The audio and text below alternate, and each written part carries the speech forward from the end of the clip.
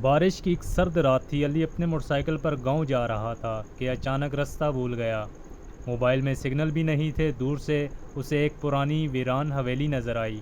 اس نے سوچا کہ رات یہیں گزار لیتا ہوں۔ حویلی کا دروازہ خود چرچراتے ہوئے کھل گیا۔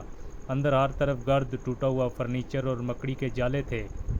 جیسے ہی وہ اندر داخل ہوا، دروازہ زور سے بند ہو گیا۔ علی نے خود کو تسلی دی، شاید ہوا کی وجہ سے ایسا ہوا ہو۔ کچھ دیر بعد اوپر والی منزل سے کسی کے چلنے کی آواز آنے لگی۔ وہ ڈرتے ہوئے سیڑھیاں چڑھا۔ اوپر ایک لمبا راہداری نما حصہ تھا جہاں کئی کمرے تھے۔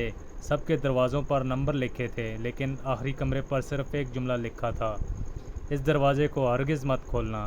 علی نے سوچا شاید کسی نے مذاق کیا ہے، مگر اس وقت اندر سے ایک عورت کے رونے کی آواز آنے لگی: برائے کرم مجھے یہاں سے نکالو۔ علی کا دل بھر آیا۔ اس نے دروازہ کھولنے کے لیے ہاتھ بڑھایا، مگر اچانک پیچھے سے ایک بوڑھے شخص کی آواز آئی: بیٹا، اگر زندہ رہنا چاہتے ہو تو یہ دروازہ کبھی مت کھولنا۔ علی نے پلٹ کر دیکھا، مگر وہاں کوئی نہ تھا۔ رات گہری ہوتی گئی۔ رونے کی آواز پہلے سے زیادہ تیز ہونے لگی۔ آخر کار تجسس نے خوف پر قابو پا لیا۔ علی نے دروازہ آہستہ سے کھول دیا۔ کمرہ بالکل خالی تھا، صرف درمیان میں ایک پرانا آئینہ رکھا تھا۔